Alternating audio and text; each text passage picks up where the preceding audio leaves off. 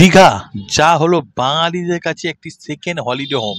তো আজকের পর্বে তোমাদের দীঘার সাইট সিনের তথ্য এই ভিডিওর মাধ্যমে তুলে ধরবো। একবেলা তোমরা কিভাবে কোথায় সাইট সিন ঘুরবে না ঘুরবে এই ভিডিওটার মাধ্যমে তোমরা পেয়ে যাবে। তো তোমরা যদি দীঘায় আসো অবশ্যই সাইট সিনগুলো ঘুরে দেখো। তো প্রথমেই বলে রাখি, আমরা বিকেল 3টে নাগাদ করে বেরিয়েছিলাম। আমাদের যিনি আমাদের স্টেশন থেকে হোটেলে পৌঁছে সেই দাদাকেই আমরা বুকিং করে রেখেছিলাম আগে থেকে। তো সেই দাদার টোটো করেই আমরা যাচ্ছি। তো প্রথমে আমাদের যেটা যাবো সেটা হচ্ছে ফার্স্ট যেটা দেখবো সাইট সিন সেটা হচ্ছে অমরাবতী পার্ক। তো অমরাবতী পার্কে চলে এসেছি। এখানে আসতে এখানকার মেন আকর্ষণ হচ্ছে এখানকার রোপওয়ে। তো চলো এখানে প্রথমে টিকিটটা কাটা যাক। এই হলো টিকিট কাউন্টার। তো এখানকার টিকিটের মূল্য পার হেড 10 টাকা করে। তো টিকিট কাটা কম, আমরা যদি চারজন ছিলাম ফ্যামিলি, তো টিকিট কাটা হয়ে গেছে। এরপরে আমরা অমরাবতী পার্কে ঢুকে পড়েছি। তো ঢুকে পড়ার পর দেখলাম বেশ অমরাবতী পার্কটা বেশ পার্ক টাইপের, বেশ পরিবেশ বেশ শান্ত। এখানে দেখো কেলটু, তারপর সুপারিনটেন্ডেন্ট আর নন্টে ফন্টের যে ছোটবেলাকার কার্টুন দেখতে যারা কার্টুন প্রিয় ছিল, আমিও ছিলাম বা আমিও এখনো আছি, তাদের ছবি তুলেছে। আর এখানে একটা ছোট মিনি টাইপের পার্ক করা আছে, বেশ বাচ্চাদের বেশ ভালো জিনিসটা, বেশ পরিবেশটা বেশ শান্তশিষ্ট, বেশ পরিবেশ বেশ ভালোই লাগে পরিবেশটা। চলো একটু পার্কটা ভালো করে ঘুরে দেখার। এখানে একটা গডজিলার মুখ দেওয়া আছে, ওটা মানে স্কেনিং টাইপের করা আছে, ওপর থেকে উঠে জুলে জুলে নামবে বাচ্চারা, বেশ ভালোই লাগছে। আর এখানে কিছু খরগোশ আছে, পাখি আছে, নানা রকমের জিনিস দিয়ে এই অমরাবতী পার্কটা বেশ সৌন্দর্য আকর্ষণ করেছে, বেশ ভালোই লাগছে। আর এখানকার মেন আকর্ষণ যদি রোপওয়ে, তার আগে বলে রাখি, তো রোপওয়েতে উঠতে গেলে কিরম ভাড়া না ভাড়া কত সমস্ত তথ্য এই ভিডিওটার মাধ্যমে পেয়ে যাবে। তো এই হলো রোপওয়ে। তো রোপওয়ে যাচ্ছে, এখানকার রোপওয়ের ভাড়া হচ্ছে পার হেড 80 টাকা করে রোপওয়ে ভাড়া। তো আমার রোপওয়ে ওঠার মতো ক্ষমতা নেই, সাহস নেই, তাই চলে এলাম বোটিংয়ে। এখানে বোটিংয়ে পার হেড 3 থেকে 4 জন থাকলে 100 টাকা, 6 জন থাকলে 140 টাকা, 2 জন থাকলে 100 টাকা, 80 টাকা নামলো। আমরা 4 জনে ছিলেন বলতে একটা বোটিং করার ইচ্ছা হচ্ছিল সবাইকারই, তো বোটিং করতে নেমে পড়েছি। দেখো এখানে মা আমার খুব দাঁত বার করছে, হাসছে। তো সবাই বেশ মজাই করছিলাম বোটিং করতে করতে। বেশ বোটিং করছি 100 টাকা হিসাবে 25 মিনিট টাইম দেবে, সমস্ত বোটিংয়েই 25 মিনিট টাইম দেবে। বেশ পুরো পুকুরটা ঘুরে দেখতে পারো, ওপর দিয়ে রোপওয়ে যাচ্ছে, বেশ সৌন্দর্যটা বেশ ভালোই লাগছে। তো এটা দেখতে দেখতে অনেকটাই বেলা হয়ে গেছে। তো আমরা কি করলাম, রোপওয়ে বোটিং করে বেরিয়ে পড়লাম। বেরিয়ে পড়ে আমরা নেমে পড়ে অমরাবতী পার্ক থেকে এ করে আবার আমাদের গাড়িটা চালু মানে টোটো চালু করে দিয়ে রাস্তায় উঠে পড়লাম। রাস্তায় দেখতে দেখতে সমুদ্র নিউ দীঘার কাছে এই জিনিসটা মেন বাজারের সামনে এই জিনিসটা আছে। তোমরা চাইলে এইখানে এই মেন বাজার, এই বাজারের পাশে এটা। তো এটা দেখতে দেখতে আমরা পৌঁছে গেলাম দীঘার ফেমাস জায়গা, যেটা হচ্ছে জাহাজবাড়ি। জাহাজবাড়ি বলতে গেলে দীঘা শঙ্কর উন্নয়ন কর্তৃপক্ষ সংস্থা থেকে এইটা যাওয়ারই কিছু কাজকর্ম হয়। যাই হোক, এটা দেখতে দেখতে আমাদের সেকেন্ড যে গন্তব্যস্থল সেটা হচ্ছে দীঘার ফেমাস রাষ্ট্রীয় কাজু বাদামের দিকে যাব। তো কাজু বাদামের কাছাকাছি প্রায় আমরা এসে বসেছি। এখানে এসে দেখলাম যে এখানে কাজু বাদামটা প্রায় বন্ধ আছে। কেন বন্ধ আছে, এবার এখানকার যিনি দায়িত্ব আছে তাদেরকে জিজ্ঞেস করেন, তিনি বললেন যে এখন কাজু বাদামের যে সদ্য ফুল এসছে, যে পর্যটকরা এসে যদি ফুল না ছিঁড়ে দেয় সেই হিসাবে এখন বন্ধ আছে। এখন 3-4 মাস বন্ধ, যতক্ষণ না ফল থেকে কাজু রূপান্তরিত হয় ততক্ষণ বন্ধ। তো আমরা রিকোয়েস্ট করার পর অনেকক্ষণ রিকোয়েস্ট 2 মিনিটের জন্য আমাকে ভেতরে ঢুকতে দিল। তাই কোনো রকমভাবে যতটা পেরেছি সামনে থেকে দেখানোর চেষ্টা করেছি। বেশ বাগানে দেখো সত্যি গাছগুলোতে ফুল ধরেছে।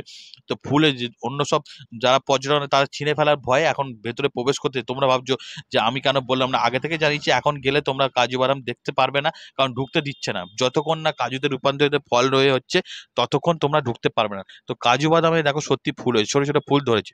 তো কাজু বাদাম দেখা হয়ে গেছে। এরপর আমরা কাজু বাদাম দেখতে বেরিয়ে চলে এলাম বাইরের দিকে। তো বাইরে এসে এবার আমরা আবার নেক্সট আমাদের যে গন্তব্যস্থল সেটা হচ্ছে রাধাকৃষ্ণের মন্দিরে যাব। তো রাধাকৃষ্ণের মন্দিরে যেতে মিনিমাম 6 কিলোমিটার রাস্তা ছিল। তো চলো যাওয়া যাক। রাধাকৃষ্ণের মন্দিরের কাছাকাছি প্রায় আমরা এসেই গেছি।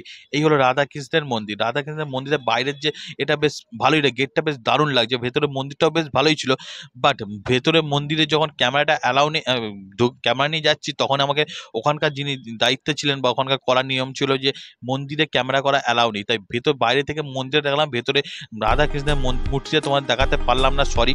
তো এরপরে রাধাকৃষ্ণের মন্দির দেখানো হয়ে যাওয়ার পর আবার আমাদের গাড়ি ছেড়ে দিতে এরপর নেক্সট গন্তব্যস্থল হচ্ছে উড়িষ্যার চন্দনেশ্বর মন্দিরের কাছে। এখানে এসে দিলাম, আর বাবা আমরা তো অন্য দিনে এসে গেছি, আজকে যেহেতু শিবরাত্রির দিন ছিল, তো শিবরাত্রির দিনে এসে দেখলাম প্রচুর ভক্তগণ এখানে তারা শিবের মাথায় জল ঢালতে এসছে। তো দেখে বেশ পরিবেশটা দেখে বেশ ভালোই লাগছে, এমন দিনে এসে বেশ ভালোই লাগছে। চলো ভেতর দিকে যাওয়া যায়। এখানে এমনি টাইমে এলে 10 টাকা করে পার টিকিট লাগে। যেহেতু আমরা শিবরাত্রির দিন বলে আজকে এসেছি, আজকে কোনো টিকিট আমাদের লাগলো না। এটা হচ্ছে উড়িষ্যার চন্দনেশ্বর মন্দির। চলো ভেতরে গিয়ে মন্দিরটা ভালো করে তোমাদের দেখাই।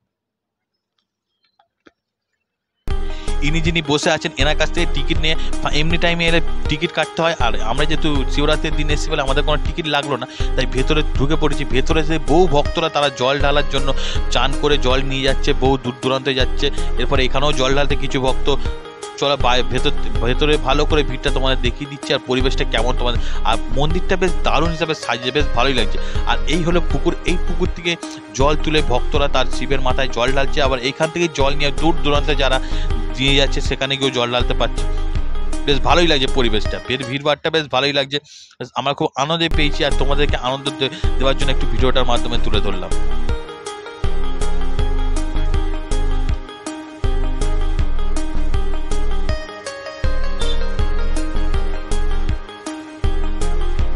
প্রচুর ভিড় হয়েছে বস, প্রচুর ভিড় হয়েছে। এ হচ্ছে নন্দী মহারাজ, শিবের মেন বাহন নন্দী মহারাজ এখানে আছে, সবাই এখানে প্রণাম করছে। আর আমরা ভেতরে চন্দনেশ্বর মন্দিরের মেন মন্দির যেটা সেখানে ঢুকে পড়ছি। এখানে দেখলাম পুরোহিতরা তাদের পুজো দিতে ব্যস্ত। আর এখানে বহু পূজার্থী তারা জল ঢালছে। এখানে একটা মন্দির আছে, এই মন্দিরটা কি মন্দির অতটা বুঝতে পারলাম না, তাই তোমাদের যে জানা থাকলে একটু কমেন্ট করে জানিয়ে দিও। বেশ ভালোই লাগে মন্দিরটা। এখানে দুটো গেট আছে, এই মন্দিরের দুটো গেট, একটা সাইডে গেট, এই একটা মেন গেট, আর একটা আমরা যেখানে ওটা মেন গেট, আর সাইডে একটা গেট আছে। তো চন্দনেশ্বর মন্দির আমাদের দেখা হয়ে যেতে আমাদের প্রায় যেতে আস্তে আস্তে আমাদের প্রায় অনেকটা সন্ধ্যেই হয়ে যাচ্ছিলো। হয়ে যেতে যেতে আমরা প্রায় 7টার মধ্যে আমরা বিজ্ঞান সহায়তা কেন্দ্রে পৌঁছেছি। বাট এখানে এসে দেখলাম যে দীঘা যে বিজ্ঞান কেন্দ্র সেটা প্রায় বন্ধই হয়, 7টা বাজলে এখানে বন্ধ হয়ে যায়। সকাল 6টা থেকে সন্ধ্যে 7টার মধ্যে এলে বন্ধ। তোমরা তাই ভেতরে না ঢুকতে বাইরে থেকে তোমাদের মানে এখানকার যে চার্ট যে প্রাইস লিস্ট সেটা তোমাদের দেখিয়ে দিলাম।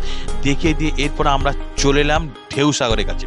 এটা যে মেন রোড থেকে ঢেউসাগরটা এইরকম এই সুন্দর লাগছে, বেশ ভালো লাগে। ওপরে জিরাবের ওপরে ঢেউসাগরটা ওপরে যে বেশ দারুণ লাগছে। তো ঢেউসাগর আমরা ঢুকেছি। এখানে ঢেউসাগরে ঢুকতে গেলে পার হেড 20 টাকা করে লাগবে। তো এন্ট্রি ফিস 20 টাকা ঢুকে এখানে টয় ট্রেন পাওয়া যায়, তোমরা এখান থেকে ভেতরে যেতে পারবে টয় ট্রেন। তো আমরা কি হলো টয় ট্রেনে করেই ভেতর দিকে যাওয়া যাক, চলো। 10 টাকা হিসাবে টয় ট্রেনটা বেশ মজাই পেলাম। বেশ ছোটোবেলায় বেশ এরকম টয় ট্রেন আমি চড়েছিলাম কিনা মনে নেই, বাট বড় হয়েছি বেশ টয় ট্রেন চড়তে বেশ ভালোই লাগছে। বেশ 10 টাকা হিসাবে মানে গেট থেকে বাইরে ভেতরে প্রবেশ করে দেবে, আর ভেতর থেকে গেটের বাইরে তোমাদের নিয়ে আসবে। এটাই হচ্ছে টয় ট্রেনের কাজ। তো আমরা ঢেউসাগরে ঢুকে পড়েছি। এখানে লেখা আছে আই লাভ ঢেউসাগর। বেশ লাইটিংটা বেশ দারুণ লাগছে, চারিদিকে পরিবেশে লাইটিংয়ে ভর্তি, বেশ দারুণ পরিবেশ হয়েছে। একটা মানুষজন বেশ আনন্দও পাচ্ছে, বেশ কত মানুষ চলাচল করছে। আর এখানে বাচ্চাদের জন্য নানা নানা দোলনা আছে, সব পয়সার বিনিময়ে 30, 40, 50 পার হেড হিসাবে হয়। তো বেশ ভালোই লাগে। এখানে আছে 5D cinema hall, but cinema হলটা দেখলাম বন্ধই আছে। আর এখানে একটা জু টাইপের কি একটা আছে জানি না, এটা সব বন্ধ ছিল, ঢুকতে পারলাম না, তাই তোমাদের দেখাতেও পারলাম না। এখানে একটা জাহাজ দেখলাম, মানে সব মানুষরা দেখছি জাহাজে গান চলছে আর ঘুরছে। আর এখানে 4 চাকা সাইকেল আছে, মানে একটা চাকার মধ্যে সাইকেলে 2জন বসতে পারে। এই সাইকেলের প্রাইস 50 টাকা। তো 50 টাকা হিসাবে তোমরা চাইলে এটাও করতে পারো। এটা হচ্ছে দোলাবে। যাই হোক, সব দেখা হচ্ছে। এখানে বাচ্চাদের গেমিং একটা জায়গা আছে, বাচ্চাদের জন্য বেটার হবে, বাচ্চারা সব রকম গেম খেলা হচ্ছে। এখানকার পার হেড 50 টাকা করে টিকিট আছে। তো আমাদের এখন সময় নেই, যেহেতু আমরা ভেতরে ঢুকলাম না। এখানে একটা জু টাইপের দেখলাম, জুয়ের মধ্যে ভেবেছিলাম অনেক কিছু হয়তো পশু পাখি আছে। তো বাট এখানে লাইটিংয়েই আমার মুখ ফুক সব সবুজ করে, দেখতেই পাচ্ছ সব বেশ লাইটিং, বেশ দারুণ লাগছে পরিবেশটা। বাট ভেতরে গিয়ে দেখলাম 2-3টে খরগোশ আর 2টো ইঁদুর পর আছে, আর কোনো রকম পশু পাখি কিচ্ছু দেখতে পেলাম না। তাই তোমাদের একটু দেখানোর সুযোগও করে দিচ্ছি, দেখে নাও তোমরা। আমার কথা বিশ্বাস না তোমরা দেখতেও পারো।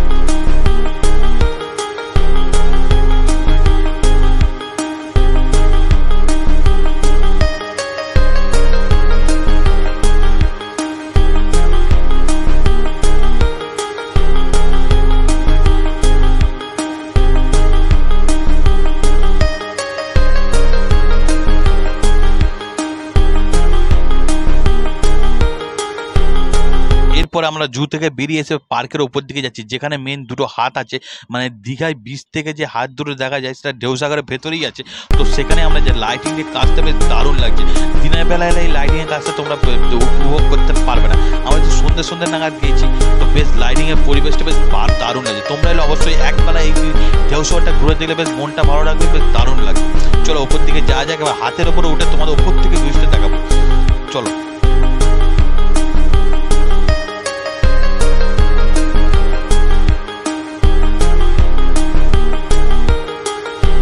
এই হলো হাত, এই 2টো হাত আছে, হাতের উপরে আমরা উঠবো।